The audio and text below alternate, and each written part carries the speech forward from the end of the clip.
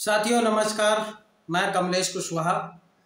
और जो आज भारत में ब्राह्मणों के खिलाफ गाली देने का एक बहुत प्रचलन चल गया है, ब्राह्मणवाद को, इस विषय पे थोड़ी चर्चा होनी बहुत अनिवार्य है। क्योंकि हम लोग जो आज यहाँ के कुछ लोग जागरूक हुए हैं, तो वो कहीं ना कहीं चाहे अम्बेडकरवादी हों, चाहे बौद्धिस्टवादी हों, या और अर्जक संघ के हों, या बहुत सारी संस्थाएं चल रही हैं, तो कहीं ना कहीं मंचों पे ब्राह्मणवाद और ब्राह्मणों को हम लोग बहुत बोलते हैं कि इन्होंने ये किया, इन्होंने ऐसा किया, इन्होंने वैसा किया। इस विषय पे मैं बात करना चाहता हूँ, क्योंकि अगर इस विषय पे बात नहीं होगी तो हम लोग लगातार पहचान नहीं पाएंगे कौन हमारा दोस्त है, कौन हमारा दुश्मन है। चाहे वो बौद्धिस्टवादी हो या अम्बेडकरवादी हो या अर्जक संघ का हो, कोई भी है, अगर वो बड़े बड़े मंचों पर ब्राह्मणवाद का, मनवाद का विरोध कर रहा है और उसके घर में अगर वो मनवाद और ब्राह्मणवाद घुसा है, ब्राह्मणवाद मनवाद व्यवस्था से वह चल रहा है, उसके क्रियाक्रम हो रहे हैं, संस्कार हो रहे हैं, यहाँ तक कि जन्म लेने से मृत्यु तक, स्वर्ग पहुँचाने तक का काम अगर ब्राह्मणवाद व्यवस्था से भी हो रहा है, तो उससे बड़ा गुलाम, उससे बड़े दोगला कोई हो नहीं सकता।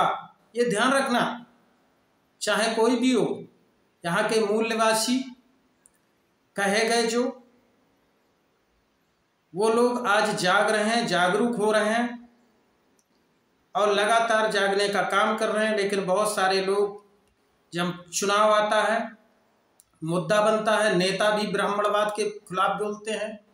ब्राह्मणों की जो किताबें हैं, व्यवस्थाएं हैं, उनके भी बहुत सारी बात बोलते हैं। सच्चाई है, बोलना भी चाहिए, लेकिन सिर्फ बोलना नहीं चाहिए, आप लोग बोलने के साथ साथ क्रिया में ले आइए। मैं ऐसे लोगों के सख्त खिलाफ रहूंगा जो लोग सिर्फ दिखावा करते हैं, कहते हैं हाँ मैं नहीं मानता हूं, ब्राह्मण ऐसे थे, ब्राह्मण ऐसे थे, ब्राह्मणों की किताबें में ये लिखा, उन्होंने हमें बेवकूफ बनाया, गुलाम बनाया।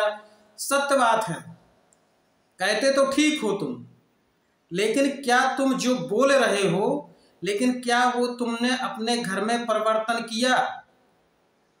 तुम लगातार अपने घर में तो वही पाखंडवाद फैला रहे हो, लेकिन बाहर आते हो मैं ब्राह्मणों के खिलाफ हूँ, ब्राह्मण ऐसे थे, ब्राह्मण ऐसे थे।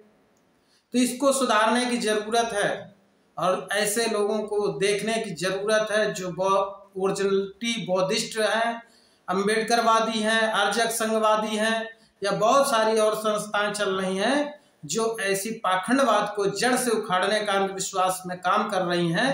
तो ऐसे लोगों को देखने की जरूरत है, कहीं ऐसा तो नहीं हमारा घर में ही भीतर कोई अंदर छेद करने का काम कर रहा है, जो हमें नुकसान करने का काम कर रहा है, वह हमारा ही आदमी होगा। सिर्फ हमारे मुंह पर वो ब्राह्मणवाद का विरोध करता है, ब्राह्मणों के खिलाफ बात करता है, मनवाद के खिलाफ होता है, लेकिन उसके घर में सारे अगर संस्कार वही ब्राह्मणवाद होते हैं, तो समझ लीजिए कि ये व्यक्ति ठीक नहीं है और यह व्यक्ति हम लोगों को धोखा दे रहा है। चाहे वो नेता हो, चाहे वो अभिनेता हो, चाहे वो एक सामाजिक कार्यकर्ता हो या किसी संगठन में काम करने वाला हो, इस चीज को आप लोग ध्यान रखिए। किताबें पढ़ ली बुद्धिज्म की, या बाबा साहब अम्बेडकर की, या पेरियार ललन सिंह यादव की, ज्योतिबा फूले, छत्रपति साहू जी, नारायण गुरु, रामास्वामी नायकर आदि बहुजन महापुरुषों की, जो सामाजिक परिवर्तन के महानायक रहे, उनकी उन्होंने पुस्तकें पढ़ ली और पुस्तकें पढ़ करके वो बोलने लगे और बोलने के बाद अच्छे अच्छे मंचों पे जाने लगे, लोग उनको सम्मान देने लगे। लेकिन क्या आप लोगों ने कभी ये सर्च किया, जो व्यक्ति मंचों पे बोल रहे हैं, जा रहे हैं, बुलवाए जा रहे हैं, क्या वो सच्चाई में उस पर फॉलो कर रहे हैं, मनवाद के खिलाफ हैं, उनके संस्कार मनवाद के खिलाफ चल रहे हैं कि नहीं? मैंने देखा है बहुत सारे लोगों को कि बोलते तो बहुत अच्छा हैं मंचों पे, लेकिन उनके घर में आप जाएंगे, जब उनकी व्यवस्था में देखेंगे तो कहेंगे यार ये क्या करें। अगर उनसे कह दो कि आपने शादी कैसे कराई, किसको बुलाया, तो बताएंगे अरे क्या बताएं, वो लड़के नहीं माने, पत्नी नहीं मानी, नाती नहीं माना। संस्कार, ऐसे संस्कारों को दूर करने की हमें जरूरत है। ब्राह्मणवाद तो अपने घर में घुसेड़ के बैठा ला है, ब्राह्मणवाद का बाहर तुम विरोध कर रहे हो। इसका मतलब तुम ओरिजिनलिटी उन लोगों के साथ गद्दारी कर रहे हो जो वास्तव में ब्राह्मणवाद मनवाद के खिलाफ हैं, उनके साथ गद्दारी कर रहे हो। ऐसे लोगों से सावधान रहने की जरूरत है। इनको मंचों पर ना बुलाया जाए, इनको वो सजा देनी चाहिए। जिस तरीके से इन लोगों ने पाखंड फैला करके हम लोगों को पास आ रहे हैं, सिर्फ पाखंड फैला करके, दिखावा करके, उसी तरीके से इनको फिर बैक होना चाहिए। इनको गुलामी करने की आदत पड़ गई है। ऐसे लोगों को मंचों पे मत बुलाइए दोस्तों। मैं कमलेश कुशवाहा लगातार आप लोगों को जागरूक करने का काम कर रहा हूं, और मैं बुद्धिज्म को जब से जान रहा हूं, समझ रहा हूं, पढ़ रहा हूं, तो मैं समझ रहा हूं कि बुद्धिज्म क्या है। हल्का फुल्का जितना भी हो पा रहा है कोशिश कर रहा हूं। और मैं नहीं कहता हूं कि मैं बहुत बड़ा विद्वान हूं, लेकिन जितना बड़ा हूं और जितना बोलता हूं उतना करता हूं। तो करनी और कथनी में जिसमें अंतर हो, उन लोगों के सावधान रहिए।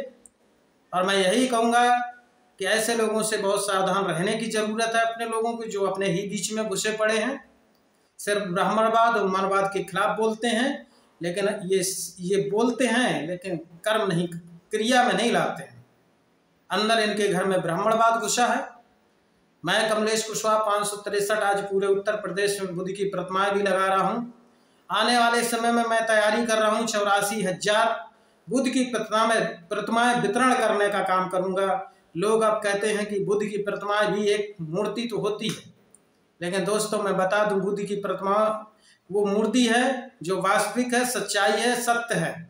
यानी कि एक जिन्होंने इस भारत को आज विश्व में, आपको मालूम हो कि लगभग 12 देश राष्ट्र बौद्ध जो घोषित हुए हैं, बौद्ध राष्ट्र, वो 12 देश हैं।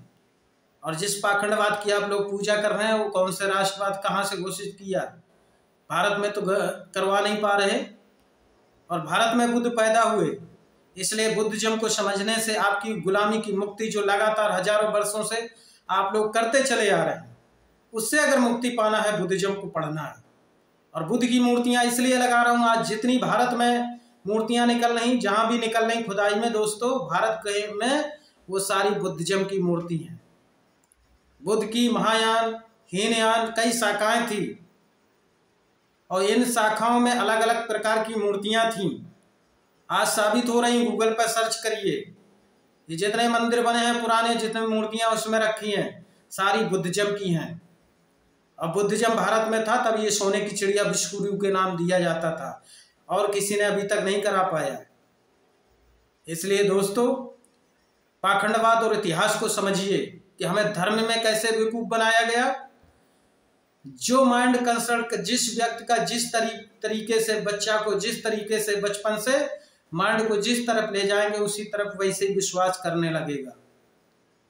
लेकिन क्या उस पर तर्क करने की क्षमता नहीं है? नहीं हो सकती, क्योंकि आपको डर है कि भगवान देवी देवता स्वर्ग नरक पहुंचाने का वो डर घुसा है आपके अंदर।